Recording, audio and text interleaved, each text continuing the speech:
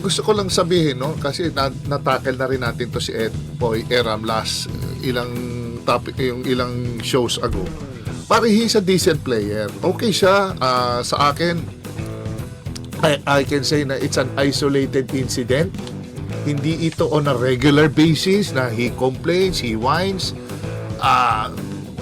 Ano lang, salita lang ng salita, ganon.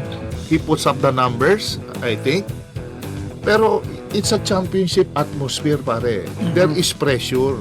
There is pressure in both teams. Talagang nakita ko ito, yung pangyayari na yon, talagang ang ganda na nilalaro ni Japet Aguilar. Pinoposte siya, nakaka-convert. So, nag-set in siguro yung frustration niya. Tapos, talagang outplay siya ni Japet. Merong situation na nag-high-low play sila kay RHC. Parang ang sama ng pasa niya, naagawan. So, inaabangan siguro or what? It's a bad pass. So, from there, nagkaroon ng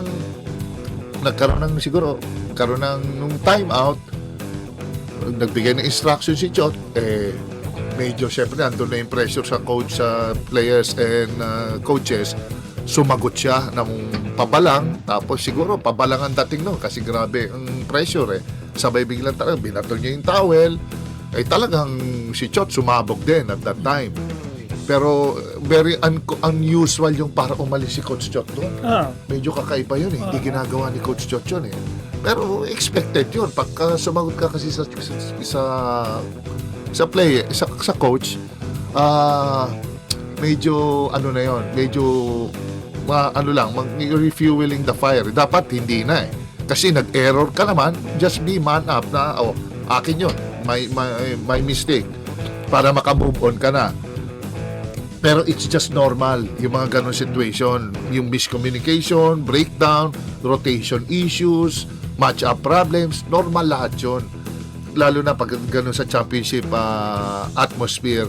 So sa akin, I don't think tinitignan nila na i-release si Poy. Wala ka lang makukuha for ngayon na player coming from other leagues na like Poy.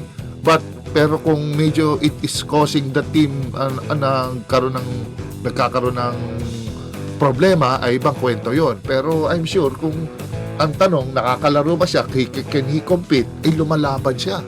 So mahirap pumanap ng sitwasyon na ganun So ako, I don't know kay Coach Chot kung titignan niya ng ganong sitwasyon at saka ng management. Ang tanong lang, yung anger issues, baka pwedeng lang yan, content, baka pang content lang kasi grabe yung media ngayon, nagagamit So baka pwede nilang tingnan ng ganon kung nagiging habit.